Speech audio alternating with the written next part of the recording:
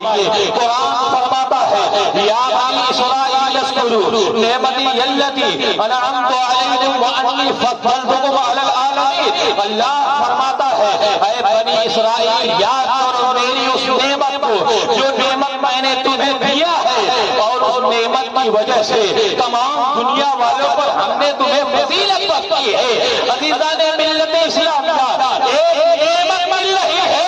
تو ساری دنیا پر فضیلت حاصل ہو رہی ہے۔ اب مجھے بتاؤ، یعنی جس کے پاس علم ارض ہو، جس کے پاس علم سماوات ہو، جس کے پاس علم تفسیر ہو، جس کے پاس علم الاعداد ہو، جس کے پاس علم نجوم ہو، جس کے پاس علم البروج ہو، جس کے پاس قرآن کا علوم ہو، یہ تمام علوم کو ملتے ہیں تو جانتے ہو ایک مفتی اعظم بنتا ہوا نظر آتا ہے۔ اسی لیے دنیا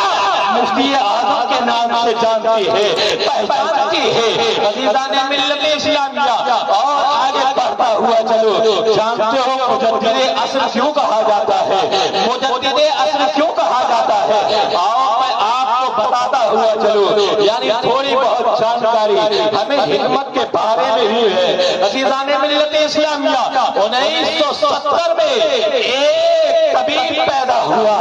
اور اس طبیب کا نام حکیم صابر ملتانی ہے۔ عزیزان ملت اسلامیہ، حکیم صابر ملتانی نے 1970 میں طب کو تجدید کیا، نئے انداز سے پیش کیا۔ اس نے بہت بے شمار کتابیں لکھی ہے، قانون مفرد اعضا ہے، وغیرہ وغیرہ کتاب لکھی ہے، اور ساری دنیا کے طبیب کہہ رہے ہیں، کیا کہہ رہے ہیں؟ مجدد طب حکیم صابر ملتانی۔ عزیزان ملت اسلامیہ، آپ ذرا غور فرمائیے، قرآن فرماتا ہے وما اوتیتم من العلم الا قلیلا، ہم نے انسان کو تھوڑا علم عطا فرمایا ہے، اور اس تھوڑے علم کا مطلب جانتے ہو؟ ایک پل میں کوئی ماہر ہو گیا تو اسے مجدد طب کہا جائے۔ عزیزان ملت اسلامیہ، جو علم طب میں بھی ماہر ہو، جو علم سائنس میں بھی ماہر ہو، جو علم قرآن میں بھی ماہر ہو، جو علم سماوات میں ماہر ہو، جو علم شمس میں ماہر ہو، جو علم نجوم میں ماہر ہو، جو علم البروج میں ماہر ہو، جو علم الجفر میں ماہر ہو،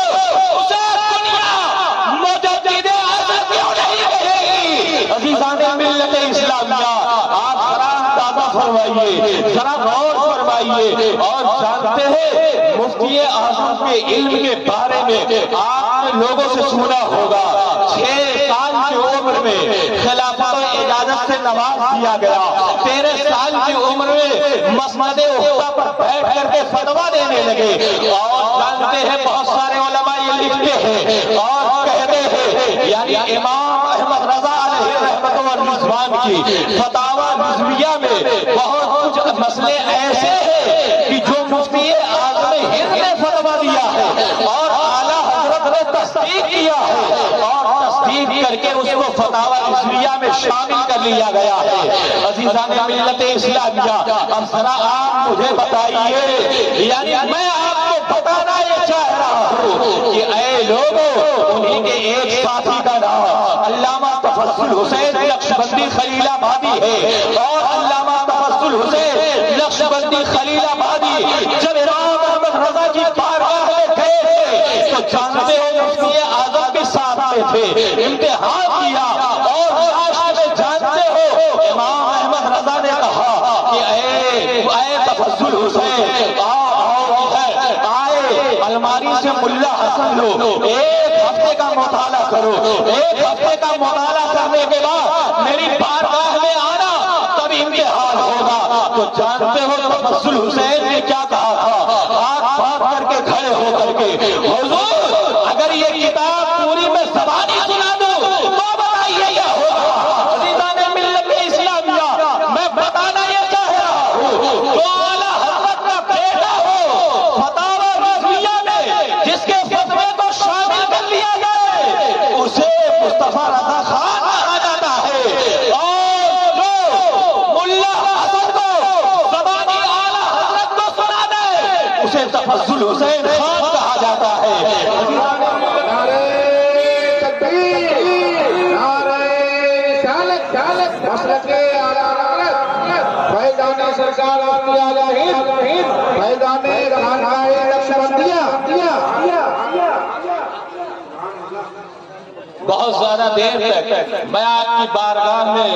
حاضر نہیں رہوں گا، لیکن میں آپ کو یہ بتانا چاہ رہا ہوں، یعنی مفتی اعظم ہند کی ذات کو اگر دیکھو گے، ان کی صفات کو دیکھو گے، آپ کی عقل حیران ہو جائیں گے۔ جس میدان میں آپ دیکھنا چاہو گے مفتی اعظم اس میدان میں نظر آ رہے ہیں، فتوے کی بات ہے تو فتویٰ لکھ رہے ہیں، اور تفسیر کی بات ہے تفسیر بیان کر رہے ہیں۔ اگر مجاہدانہ کردار ادا کرنا ہو رہا ہے تو سودی تحریک میں مفتی اعظم مجاہدانہ کردار ادا کر رہے ہیں۔ عزیزان ملت اسلامیہ، آپ کو میں بتاؤں، یعنی ایک خلیفہ ہے مفتی اعظم ہند علیہ الرحمت والرضوان کو رضوان کے جن کا نام محدث اعظم سردار احمد ہے۔ عزیزان ملت اسلامیہ، جانتے ہو کتابوں میں آیا ہے، علماء یہ بیان کرتے ہیں، یعنی جب ان کا وصال ہوا تو جب جنازے پر لے کر کے جنازہ لے کر کے جایا جانے لگا تو جانتے ہو ان کے سینے سے لے کر کے آسمان تک ایک نور کی کرن آ رہی ہے، ایک نور کی کرن جا رہی ہے۔ عزیزان ملت اسلامیہ، میں یہ کہنا چاہتا ہوں، جب مفتی اعظم کے خلیفہ کا یہ عالم ہے تو پھر مفتی اعظم کا عالم کیا ہوگا؟ عزیزان ملت اسلامیہ، اور آگے میں آپ کو بتاتا ہوا چلوں، اگر ان سے نسبت رکھ لی جائے تو یقیناً میں یہ بڑے فائدے کی بات ہے، بہت کامیابی کی بات ہے۔ اور میں آپ کو بتاتا ہوا چلوں، ہمارے علاقے میں مفتی اعظم ہند کے ایک شاگرد جو بہت بوڑھے ہو چکے تھے، 6 سال پہلے میں گیا ایک جگہ تقریر کرنے کے لیے، سنت کبیر نگر میں ایک علاقہ ہے ننور، وہ وہاں کے رہنے والے ہیں۔ عزیزان ملت اسلامیہ، اور جب میں پہلے پہنچا تو روم میں بیٹھا ہوا تھا، وہ بھی آئے، گفتگو ہوئی تو جانتے ہو کیا کہہ رہے ہیں؟ جانتے ہو کیا کہہ رہے ہیں؟ اے لوگوں، آج دنیا انہیں تاج الشریعہ کے نام سے جانتی ہے، یہ فیضان ہے تو یہ مفتی اعظم کا فیضان ہے۔ عزیزان ملت اسلامیہ، وجہ کیا ہے تو وہ اپنی زبانی بیان کرتے ہیں۔ ہم لوگ درس میں بیٹھے تھے، مفتی اعظم ہند علیہ الرحمہ پڑھا رہے تھے، تاج الشریعہ جامعۃ الازہر مصر میں پڑھ رہے تھے، اور جب پڑھائی کا جو دور تھا وہ ختم ہونے والا، اس کے بعد انہوں نے ایک خط لکھا، یعنی میں آ رہا ہوں فلاں تاریخ کو اتنے بجے پہنچ جاؤں گا۔ جب کام پڑھا ہے مفتی اعظم نے، خط پڑھا ہے مفتی اعظم نے، کہا ہم لوگ بیٹھے تھے تو مفتی اعظم نے ایک جملہ کہا، یعنی جانتے ہو میرے شاگردوں، میں جاؤں گا وہاں، لیکن اگر میں نے یہ دیکھا تاج الشریعہ شریعت کے پابند نہیں ہے، اختر رضا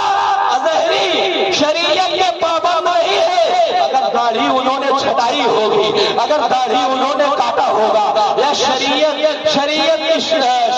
جو ہے جلوہ نما اگر نہیں ہوگی تو شریعت اگر جلوہ نما نہیں ہوگی تو مفتی اعظم کی جوتی ہوگی اور اختر رضا ازہری کا چہرہ ہوگا۔ لیکن کہتے ہیں جب چلے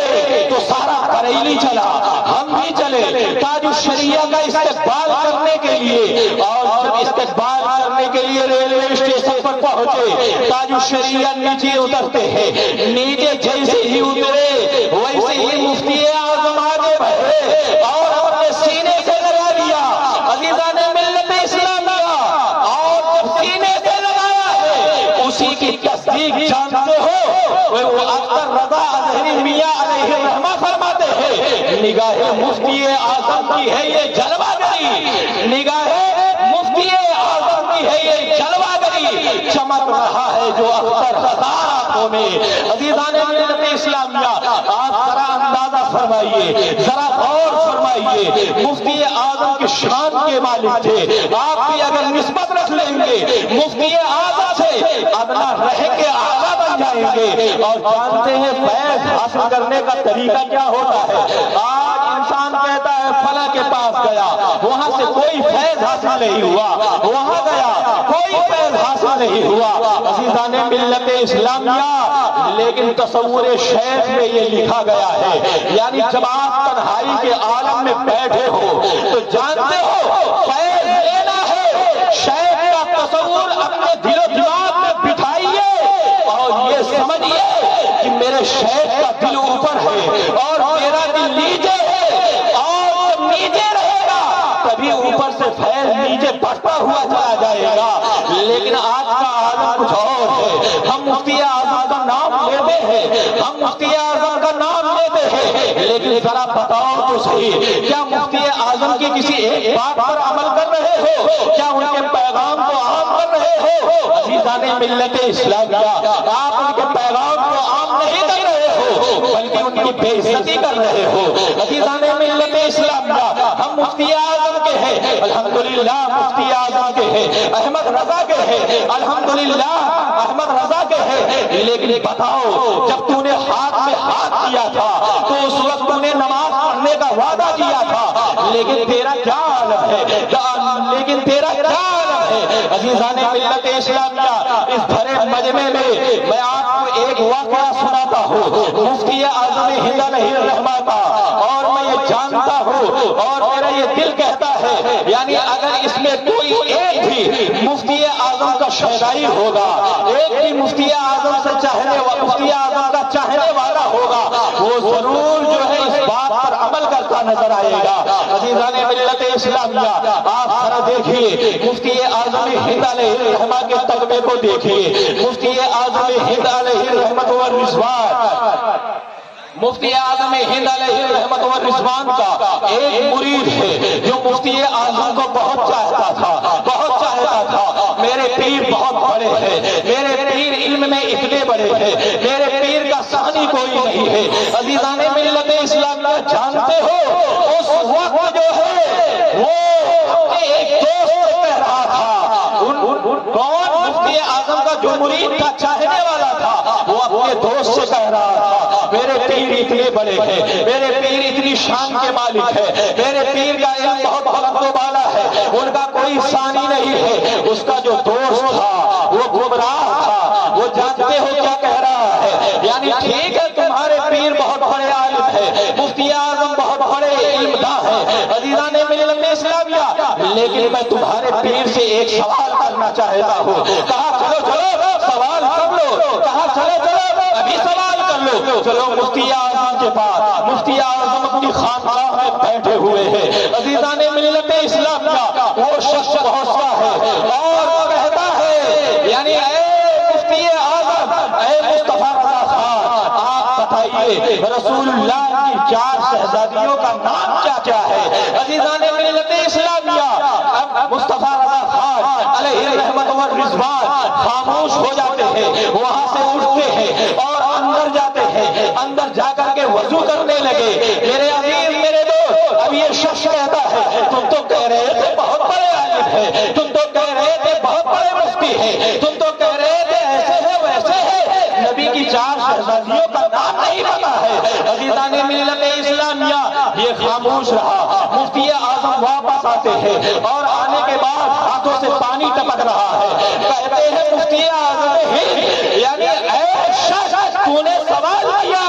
تو جانتے ہو میں نے رسول اللہ کی شہزادیوں کا نام بغیر وضو کے کبھی لیا ہی نہیں ہے۔ عزیزان ملت اسلامیہ، اب بتاؤ کون سا ایسا مرید ہے جو مفتی اعظم کے اس قول پر عمل کرے گا، ہمیشہ وہ باوضو رہے اور نماز کی پابندی کرے؟ عزیزان ملت اسلامیہ، ذرا اس پر بھی تو غور کرو۔ ہمارا پیر بڑا تھا، ضرور بڑا ہے، بڑا رہے گا، لیکن میں یہ کہہ رہا ہوں یعنی ذرا ان کے پیغام کو بھی عام کرو، یعنی ان کے ماننے والے ہو، ان کے چاہنے والے ہو، یعنی یہ داڑھی کو بھی تو چہرے پر سجا لو۔ عزیزان ملت اسلامیہ، لیکن یہ آپ کو توفیق نصیب نہیں ہوگی، سڑکوں پر نعرہ لگائیں گے، سب کچھ کریں گے، لیکن ان کے پیغام کو اپنانے کی کوشش نہیں کریں گے۔ اے مسلمان، ذرا بتا تو صحیح،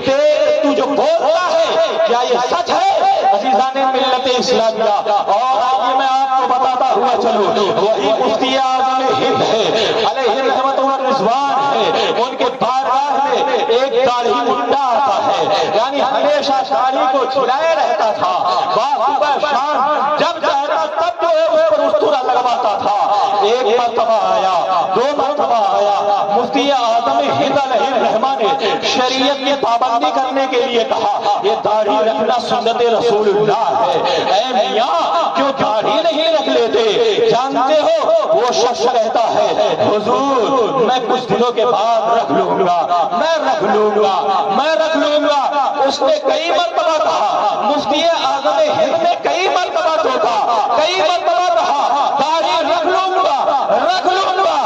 لیکن ایک مرتبہ آیا، مفتی اعظم فرماتے ہیں اے میاں داڑھی رکھ لو، تو میاں کیا کہتے ہیں حضور میں رکھ لوں گا، انشاءاللہ رکھ لوں گا۔ کہا آپ انشاءاللہ تو بار بار کہتے ہو، لیکن مجھے بھی کبھی ماشاءاللہ کہنے کا موقع فراہم کرو گے؟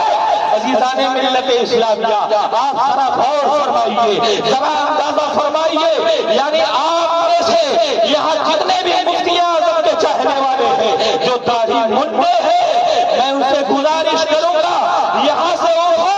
اپنے گھر جاؤ اور اس بات کو اپنے سینے میں دفن کر دو، یعنی مجھے آج سے داڑھی رکھنا ہے، سنت رسول اللہ کو سجانا ہے۔ عزیزان ملت اسلامیہ تب جانتے ہو یہ جو محفل کر رہے ہو وصول ہو جائے گا۔ عزیزان ملت اسلامیہ ان تمام باتوں پر آپ غور کیجئے، اور جانتے ہیں ایک بات اور کہہ کے میں اپنی گفتگو کو ختم کروں گا۔ مفتی اعظم ہند علیہ رحمت و رضوان پیدائشی ولی، لیکن آج بہت سارے لوگ ایسے ہیں کہ جو اللہ کے ولیوں کے بارے میں مخالفت بھی کرتے ہیں، اللہ کے ولیوں کے بارے میں زبان درازی بھی کرتے ہیں، جو منہ میں آتا ہے وہ بکتے ہوئے چلے جاتے ہیں۔ لیکن ایک بات میں آپ کو بتانا چاہوں گا اور یہ تنبیہ کرنا چاہوں گا کہ یعنی اللہ کے ولیوں کے بارے میں اپنی زبان کو آپ لمبی نہ کریں، ان کے بارے میں غلط سلط الفاظ جو آپ مت پھیلائیں، غلط بات مت کہیں عزیزان ملت اسلامیہ۔ لیکن اگر ایسا کسی نے کیا، غلط باتیں یا مخالفت کی، جانتے ہو اس کا انجام اچھا نہیں ہوتا ہے۔ وہی مفتی اعظم ہند علیہ رحمت و رضوان ہے، ایک جگہ تشریف لے جا رہے ہیں اور سارے گاؤں کے لوگ، ایک گاؤں کا چودھری جو بڑا پیسے والا تھا وہ بھی جو ہے ریلوے اسٹیشن پر آیا،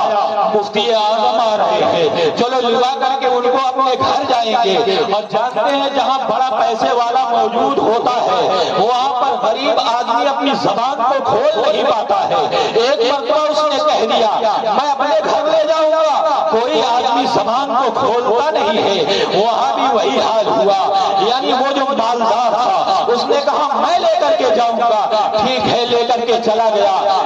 بات یہ تھی لے کر کے وہ اس لیے جا رہا تھا تاکہ مفتی اعظم کے بارے میں کوئی ایسی بات دیکھے، لوگوں میں افواہوں کو پھیلاتے نظر آئے، مفتی اعظم کی مخالفت کرتا نظر آئے۔ عزیزان ملت اسلامیہ وہ لے کر کے اپنے گھر گیا۔ اب مفتی اعظم ہند علیہ الرحمہ تھکے تھے اور فوراً جو ہے سفر سے آئے تھے، مسافر پر قصر ہوتی ہے، مفتی اعظم ہند نے قصر نماز کو پڑھا، تھکے تھے فوراً سو گئے اور فجر کی نماز میں اٹھے، نماز کو پڑھا۔ اب اس کے بعد یہ فجر کے بعد یہ جو مالدار تھا یہ علاقے میں گھومنے لگا، ارے لوگ کہتے ہیں مفتی اعظم اتنے بڑے عالم ہیں، اتنے پرہیزگار ہیں، عالم یہ ہے